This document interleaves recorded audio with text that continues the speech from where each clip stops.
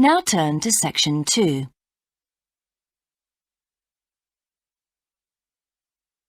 Section 2. You will hear a man being interviewed on local radio about a plan to improve a suburb called Red Hill. First, you have some time to look at questions 11 to 13.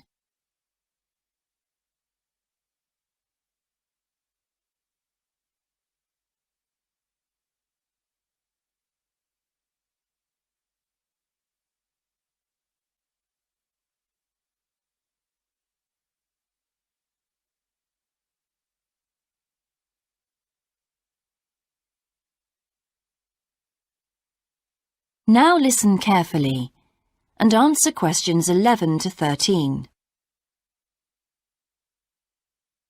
Good morning and welcome again to Your City Today. With me today is Graham Campbell, a councillor from the City Council. He'll be telling us about the plan to improve the fast-growing suburb of Red Hill. Good morning, Graham, and welcome to the show. Good morning, Carol. Now, Graham, I understand that there has been a lot of community consultation for the new plan. Yes, we've tried to address some of the concerns that local groups told us about. People we've heard from are mainly worried about traffic in the area and in particular the increasing speed of cars near schools. They feel that it's only a matter of time before there's an accident as a lot of children walk to the school. So we're trying to do something about that. Another area of concern is the overhead power lines. These are very old and a lot of people we spoke to asked if something could be done about them. Well, I'm happy to report that the power company have agreed to move the power lines underground at a cost of $800,000. I think that will really improve the look of the area as well as being safer. That's good to know. But will that mean an increase in rates for the local businesses in that area? Well, the power company have agreed to bear the cost of this themselves after a lot of discussion with the council.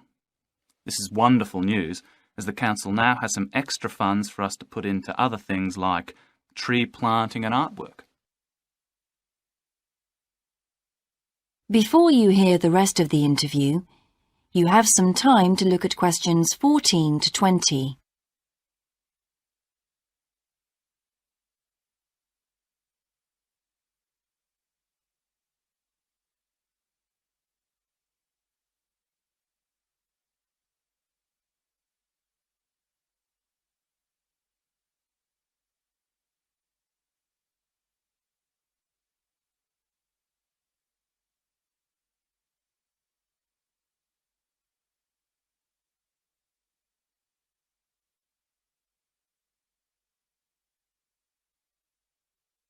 Now listen and answer questions 14 to 20.